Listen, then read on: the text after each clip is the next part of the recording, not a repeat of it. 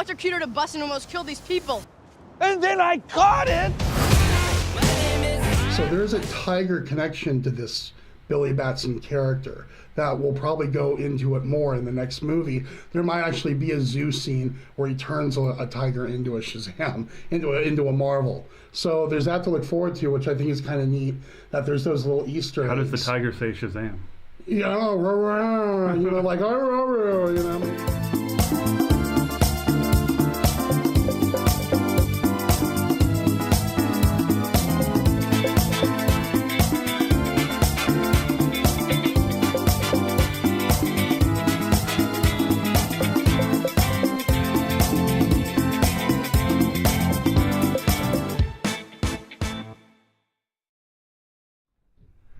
Hey, welcome back to Bandwagon fans. This is Jeff.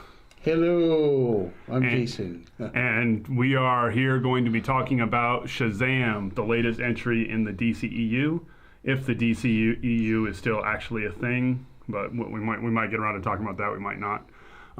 But this is Shazam. This is the character of many names over its history. And before we get into it, just want to invite everybody to subscribe to the channel.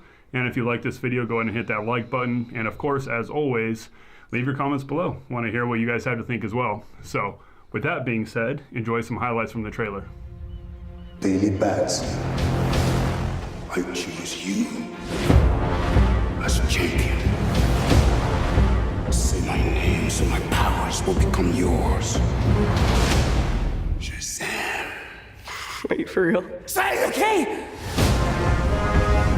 Say my name. Shazam!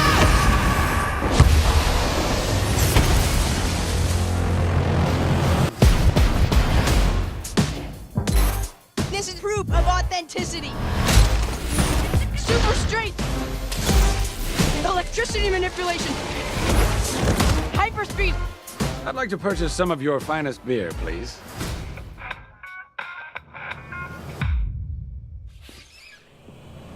So Shazam, this is what, the 6th movie in the DCEU, 7th? Did it start? It started with Man of Steel, so Yeah. Probably should have worked that out before we started. no, no. I think it's the 7th. 6 when you include Suicide Squad. And It's 6. Okay. Yeah. So now that we got our accounting correct, so this is Shazam. This is a character I probably most remember from the cartoons from way back in the day, the Justice League of America cartoons. Or Well, he wasn't a part of the Super Friends. I remember the Filmation live action show. That's probably what I'm thinking of. Yeah, and he shared it with ISIS. Yes. It was the Shazam ISIS Hour. So real quick, just tell us about the Shazam character that we see in the movie here. Oh, that we see in the movie? Well, this is based on like the New 52 modern version of the character, where he's an orphan and he lives in a house with 5 other orphan kids and the foster parents. All of that's in the comics. Going back to the 40s, it was Freddie was there and Mary was there, but the other 3 are modern. Right. They come from recent years. So it's, the kid's name is Billy Batson. Yeah. He's an orphan, and then he. Well, I mean, the movie starts out with a backstory about the villain. And that it gives you Mark Strong. Yeah, Dr. Savannah. Yeah. And it kind of tells you where he's coming from, riding in the car with his dad and his brother. He experiences the transportation that leads him to the tomb, wizard. the Shazam, the wizard's Yeah. tomb or whatever. There, not tomb, but Yeah. And Lair. and he chooses the path of the sins like everybody else does, and he gets swept back into the car with the father and the brother, and he distracts them. They get in the car accident. The dad gets paralyzed, and then we go forth into the future, and it introduces Billy, and he's kind of like a street rough. He as a runaway from multiple orphanages, and he gets in trouble a lot. Yeah, and just a quick editing note: we're not gonna. This is going to be a spoiler review, so we're not going to refrain from anything. We'll just whatever we feel like talking about, we're going to talk about. So, if you haven't seen the movie yet, you might want to stop this, go watch it, then come back. Or, I mean, this isn't like The Sixth Sense. There's no major. The spoilers aren't significant. But there might be a couple of things you don't want to hear before. Oh, you well, see yeah, the movie. like So, there's an ending credit thing that we'll get to. yeah. So if you're worried about spoilers, turn this off now. Come back a little bit later. For those of you that have seen the movie, let's continue on. Sure. So yeah, so Mark Strong, Dr. Savannah is kind of the bad guy, and we kind of meet him at the very beginning of the movie, and then we meet Billy Batson, and there's a big push from the Wizard, who's played by, and I'm going to mess this name up, Digimon Hansu, who's also been in a couple Marvel MCU movies. Real big deal for him to only select whoever's going to take his power is like pure of character and pure of heart. Mm-hmm. And we learned really earlier on that Billy Batson's character and heart is questionable. He's not above stealing or breaking into things. Yeah, he's got to prove himself. Yeah, he's a street ruffian. Yeah. And finally, he gets taken in again. They place him in the home here with the other kids and the foster folks, and starts going to school, and he's very distant from the other kids. The other kids are immediately accepting of him, and it's a very warm family. And he just has trust issues naturally. And finally, an ordeal happened with some bullies where he sticks up for Freddy. Right. And his true, I guess what the Wizard was looking for comes out. Yeah. Mm-hmm. Yeah, and then he runs away from the bullies in the subway. That's how he gets transported. Yeah, and then there comes a point where Dr. Savannah is looking for the champion, which is what Shazam that's is known the other as. story. While Billy's coping with his new life, he's hired a bunch of scientists to research all these people's different experiences with getting teleported and not. Yeah, and so the most of the movie is Dr. Savannah trying to get the power. Right, because pretty Shazam.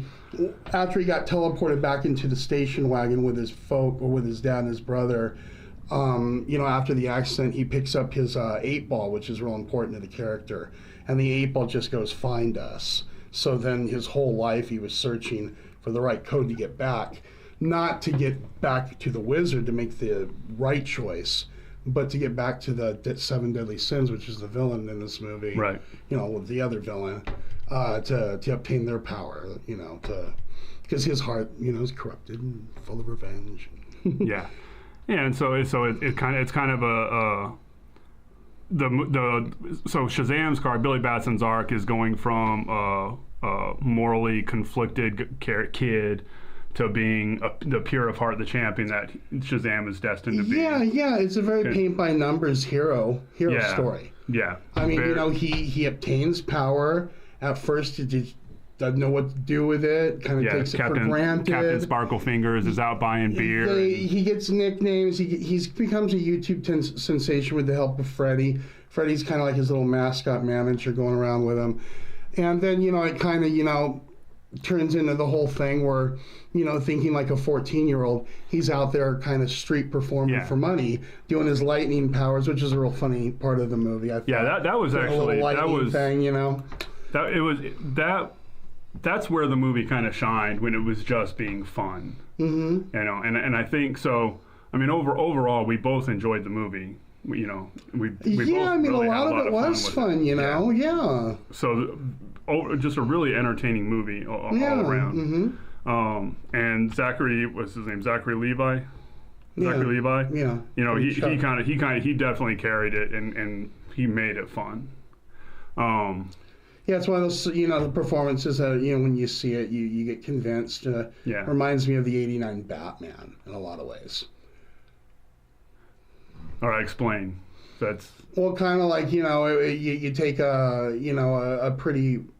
Shazam isn't as known as Batman, but you kind of take a character and you kind of, create like this, really, big budget Hollywood popcorn movie that doesn't take itself too serious. Okay, so okay. You know what I all mean? right. I mean, because those performances in Batman were very over the top, Right. but they sold you.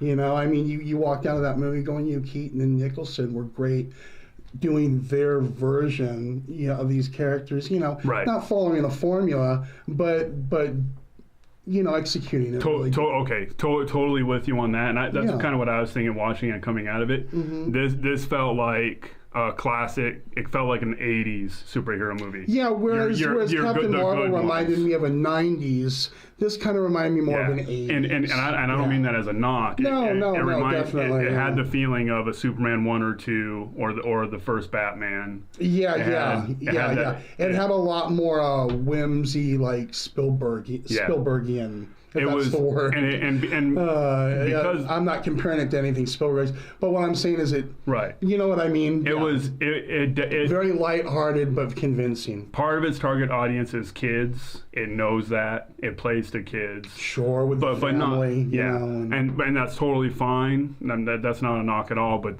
that's where the movie's aiming. It is aimed because to be also I mean, with the 5 kids, every kind of demographic, the age groups there. Mm-hmm. You have the little girl. Yeah. You had Freddie and Billy, and then you had Pedro, that was like kind of the quiet one, right. introverted, and then you had Mary, that was worried about college and leaving the house, and right. So they all have their own struggles to deal with, and they overcome them. We haven't gotten to the end yet, but he gets his powers, and experience happens where Sylvana finally threatens the family, and he starts to feel for him, and the hero comes out. They have their first encounter, and it takes the villain kind of a little while to figure out that when he says the word Shazam, he turns back into Billy, a young kid. But the 7 deadly sins, getting back to the villains, that's kind of, he finds the portal, back where the wizard is, and he takes the orb and he puts it in his eye there, and he inherits these 7 demon spirits of sin, and first he goes and he visits his dad, and the scene with the dad's really funny. The actor, I don't know his name, but he played Lex Luthor's dad in Smallville, so I thought that was kind of neat. The actor that played Sylvana's dad. Oh, okay. Yeah, but there's a boardroom scene that's really funny because it's very over the top. It's very just him flinging them out the window and out everywhere, you know, taking the brother, and you were thinking for a minute, oh, he's just going to choke the brother to death or do something, but he just, fling, he just flings, I don't know, I thought that was kind of a kick, you know what I mean, but, yeah, so, anyway, he wants, he wants his power, and there's the whole thing in the movie is that in order to transfer the power from the wizard to Billy, or from Billy to the Dr. Sivana or anybody else, they have to hold the staff. Yeah. And then the other person holding the staff says Shazam, and the power goes to them. Yeah. So the doctor is trying to get Billy to do this to give him his power, because the doctor doesn't have any actual power himself. It's just when the 7 deadly sins are inside of him, he has their power. Yeah. So I mean, there's a scene where he first gets to know Freddy, and you find out Freddy is a big fanboy, big into the news, big into Superman, Aquaman, and Batman. Showing him his collection of like a used bullet with a certificate of authenticity. I thought was really funny.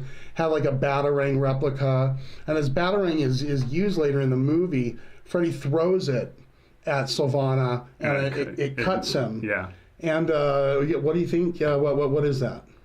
So it was showing that he wasn't invincible. It was showing that when the spirits are outside of him, that he's vulnerable. Right. And so that gave them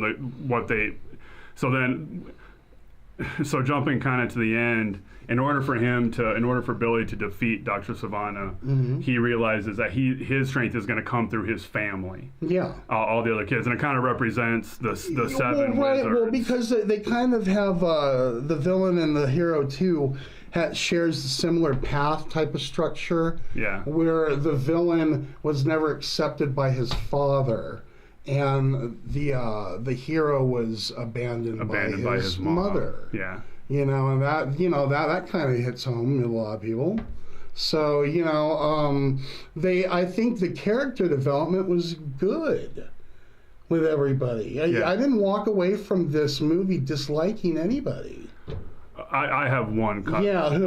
The villain. Okay, you didn't like the villain. Now, was it just Strong's performance, or do you just not like how he was written? I think I didn't like how he was written. I didn't like Strong's performance, and I didn't like aesthetically. Did you think it was stilted or kind of stiff? I could not take him seriously for 1 second because he looked like Robert De Niro in Rocky and Bullwinkle.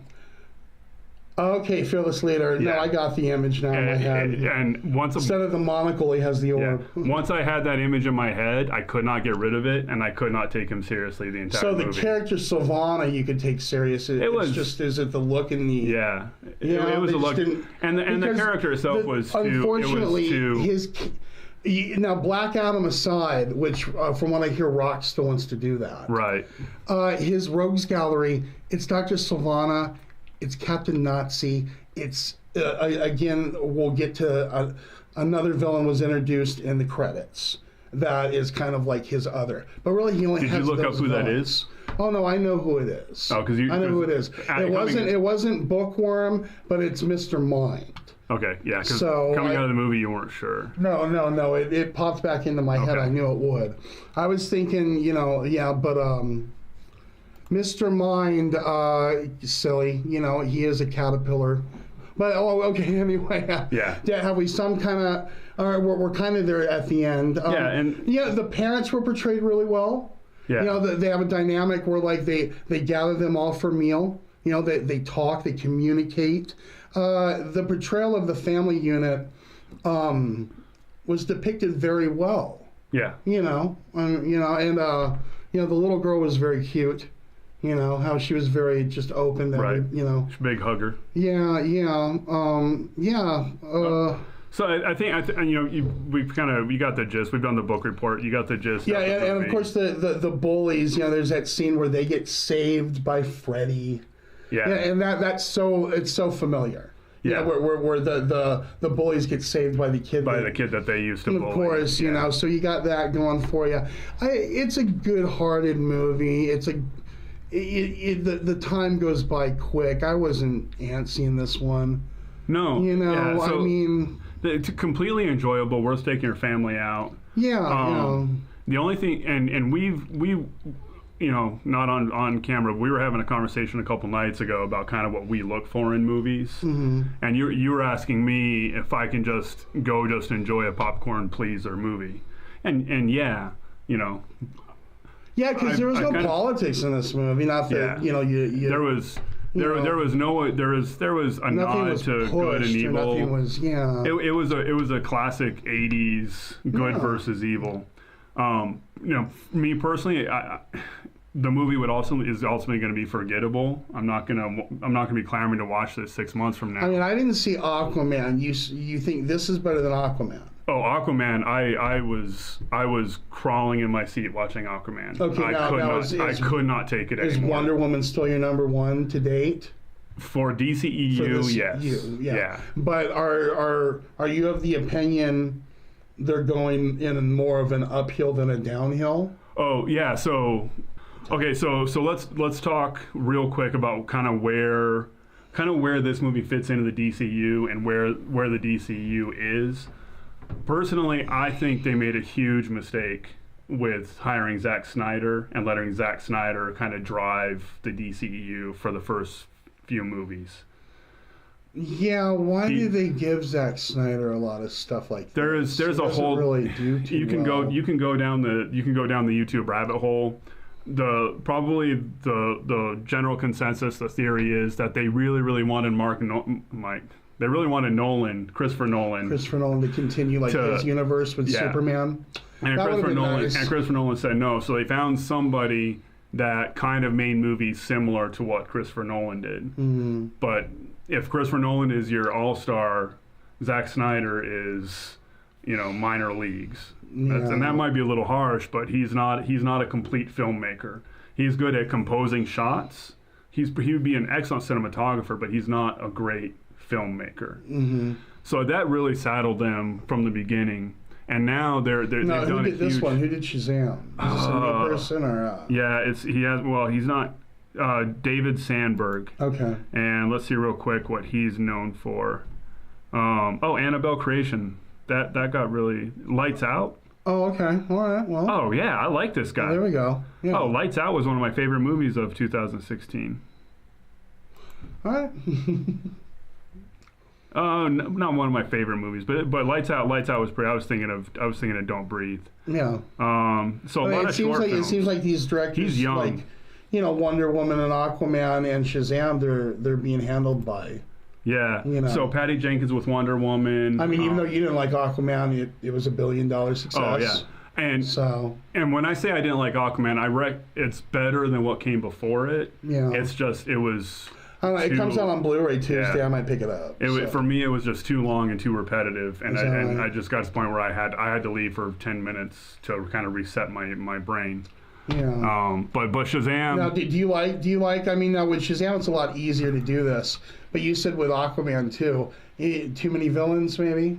No, it was just. Do you like the one-on-one scenario in a superhero movie more than multiple villains? Not necessarily. Because I know you like multiple heroes. Not the issue when I say it was too repetitive, it was every scene was just a repeat of the previous scene. Yeah. Two people would stop and talk for 3 minutes. There'd be a big explosion, fight.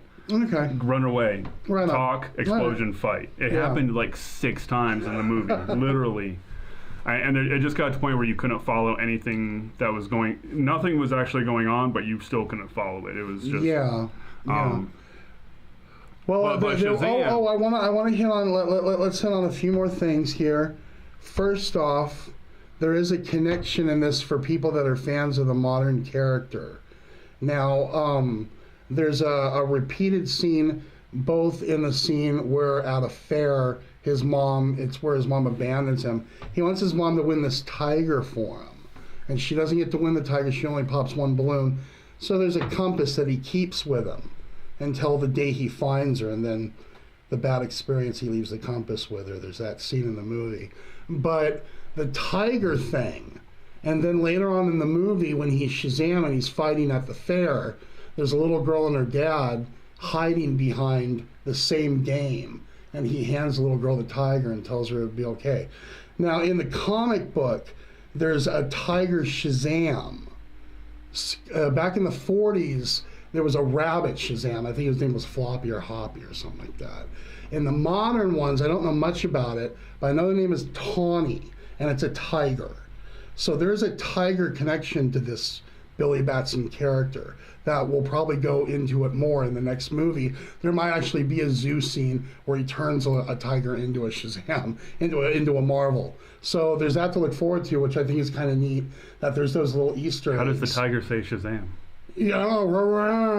Like, maybe he's talented like that. Superhero logic, don't But I haven't read any issues where it's depicted. I just know about this.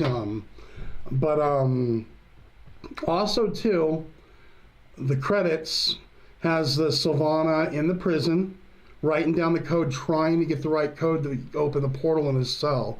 And his thing finally breaks, and then you hear a voice from the little, seal, window sill or whatever. And it's Mr. Mind, and he's a caterpillar with a artificial intelligence. A real zany characters. This is the 40s. So it's absolutely fine. But if you can have a talking raccoon, you can have a talking cat. Exactly. I mean, it's really cute. And one note, he's responsible for the first villain conglomerate in comic books. So he was responsible for the Monster Squad of Evil or something like that, I believe. And then also on top of that, I do want to point out for people, since this is a spoiler, you do get Superman. So I actually want to talk about that kind of in relation to the earlier, when we were talking about the DCEU. Yeah, okay. So there's been speculation of Henry Cavill, Henry or Harry? Henry Cavill making an appearance in the movie, and if you know, and Sans mustache. yeah, and he did it. They actually had a scene where Superman comes in to the Comes in lunchroom from the neck down. and It's funny. they only show that, which I thought it was a funny. Talk about teaser. It was right? funny. It was also kind of a sad commentary on the state of the DC. Well, it also kind of makes fun of Henry in a way, because there's this rumor going out there where he absolutely said no. I'm not coming in just to do a cameo for this movie. Right. And so I got a kick out of it. I laughed. I thought it was funny because of that. But it is an interesting comparison to the MCU, where it's just completely standard. Yeah, you're going to do cameos in these other movies, and people, Yeah, it's in the contract, right? Yeah. I mean, you're this character until we say you're not. Samuel L. Jackson's initial contract was for 8 movies. And if that means he's only in a movie for 30 seconds, you know, that's one of his movies. Whereas the DCEU, they from Jump Street, they just had a bad concept, and now they're kind of acknowledging that. Well, maybe another thing to point out here is maybe they started out dark. They started out. This movie's not dark. Yeah, that's part. And Wonder Woman really isn't dark. And So I don't know about Aquaman dark. No. So maybe that's it. DC. I grew up with DC and Marvel. Marvel was serious real life problems. DC was larger than life. Okay. You know what I mean? So this is. Like I think definitely for me, I definitely grew up with more Marvel than DC, like way more. Well, I mean, but as far as live action goes, we grew up with the Superman movies with Linda Carter as Wonder Woman. Batman. None of that was dark. DC just notoriously. I would, if I think about it in my head, it's like I picture DC bright. The only thing dark about DC is Gotham. But that's why. But there's a whole generation of people that came after us that think that the Dark Knight is. Well, that's what I'm saying. Totally Batman was the only thing that was dark. Yeah. But I mean, even growing up with the Justice League cartoons and all that, the Cartoon Network gave you. The Batman the Animated Series had a darker feel to it, but then the Superman Animated Series came out and it had the light feel to it. Right. Metropolis, Gotham. They always made that a point, where DC was always more optimistic and brighter. So where I was going, most commentators now, and I agree with you, but most commentators now say just the opposite, where they say that Marvel is more kid-oriented and not serious, and DC is dark and edgy and adult. And I'm like, if you look at Batman sells just as many figures as Iron Man. If you look at 60 years of these comics, they all have done. You know, I mean, X-Men had genocide storylines. They've all had storylines with alcoholism and. I mean, Batman's had that dark reputation, really, truthfully, since Frank Miller in the '80s. Right, and that's then what I'm saying. Killing Joke with Alan Moore. Yeah, the Dark Knight. You know, I mean, that's Killing really the two guys that kind of turned Batman. But before that, you know, but like I said, the Tim Burton Batman movies, even with the Burton Gothic, it was still campy. You know, it was very light. You know, the over the top, you know, characters and. You know, it's and then the Schumachers again for what they are, very playful. that was ridiculous. But we're both in agreement that this is. I'm looking forward to DC movies in the future. No, so am I, definitely. Shazam. Is the next one Wonder Woman 84 or what's the next one? As far as I don't know if Wonder Woman. Suicide Squad? No, they haven't started shooting Suicide they haven't Squad even started yet. It's either the solo Joker movie or Wonder Woman 84 is coming out next. Well, but now I think Wonder Woman 84 is. Are first. they following that modern pattern where there's 3 different Jokers in the universe? So right now, because this is a different actor playing the Joker. So right now the DCEU, it's Joaquin Phoenix. Right. So right now the DCEU is solo movies. They're all right. Whatever. They're gonna do. They've come out, and I forget who's kind of heading up the DC studios now, but they've said they're not going to focus on a shared universe. They're just going to tell whatever story they feel like telling. That's a very 80s approach. And it's you know, because the Superman movies were what they were. They didn't necessarily link together. I mean, the first 2 did. Right. But then 3 and 4 were their own thing. And then the Batman movies could all be kind of their own thing. You know, really. Yeah. I mean, you don't need one to. Right. Yeah. And it makes and DC does kind of lend itself more to that kind of storytelling, whereas Marvel going back to the comics, It does, it's because- always been more connected. Right, because Marvel heroes deal with more realistic problems. Mm-hmm. Things need to be more drawn out and thought about. With DC, they're gods. They can handle a thing in an issue. yeah. That's the thing. Yeah, I mean, so Yeah. DC approach it that way. You don't need to treat DC like Marvel. Right, and Right, now you know? that they're So, anyways, I think I mean overall, Shazam, it's not an Infinity War or a Civil War. It is just a good, fun 2 hours at the movie theater. Take your family, enjoy it, and that's kind of sums it up for me. Yeah, I mean, we Alita and Captain Marvel and Shazam, and we got Hellboy coming out, and we got the Avengers coming out, and we got Godzilla, King of Monsters coming out. This looks very promising this season. Oh, it's so much good because I don't know how much. I don't know if I could take many more February. Yeah, I don't know about you. King of the Monsters looks fantastic. I'm looking forward to it. I know you're not really a Godzilla guy. But the fact that they have multiple monsters, it's cool. I honestly, I'm really at the point where I just hate Godzilla. Oh, right. I'm hoping Hellboy's good. I'm kind of on the fence about that one. Heard Ron Perlman got upset that he wasn't approached. And that totally reminds me, getting back to the 89 Batman, do you remember legit straight up Adam West was offended they didn't ask him to be Batman? I do remember. Yeah. Oh, I love it. That's what was he think? I hope when he actually saw the movie, he realized he was not. I think he right even for said, the I part. still got the outfit in my closet. Yeah, Adam West was milking that. I mean, Oh, boy, characters, boy. But he was milking that for all it was worth up until the day he died. Those actors that wore ascots. Maybe it was the ascots were too tight. You should go back and listen to Adam West, his appearances on the Dan Levitard show. Oh yeah, I've heard him talk fun. about Happy Hooker Goes to Washington was the one he did maybe. Really funny. I mean, he was a funny guy. Yeah. But anyways. Oh, hey, again, one more thing. The very ending credit scene. What was that again? God, I don't even remember. I'm like, was he dancing or something? Or I don't even remember. There's a very end credit scene, and we just it was frustrating having to wait. It was really a nothing scene. Yeah, it was kind of like the scene like with Captain America. You hear? Go. So actually, Captain Marvel was the same way, where it had a good mid-credit scene, and then the very final scene wasn't worth staying Yeah, for. they're kind of on this like thing about if you stay for the very end, they're kind of just like mocking you. Yeah, almost. Yeah. All right. Cool. So, anyways, thanks for watching. Hope you stuck through to the end. Yeah, We're not laughing at you for watching the whole thing. And once again, I'm Jeff. Jason. Get on the bandwagon. Happy trails.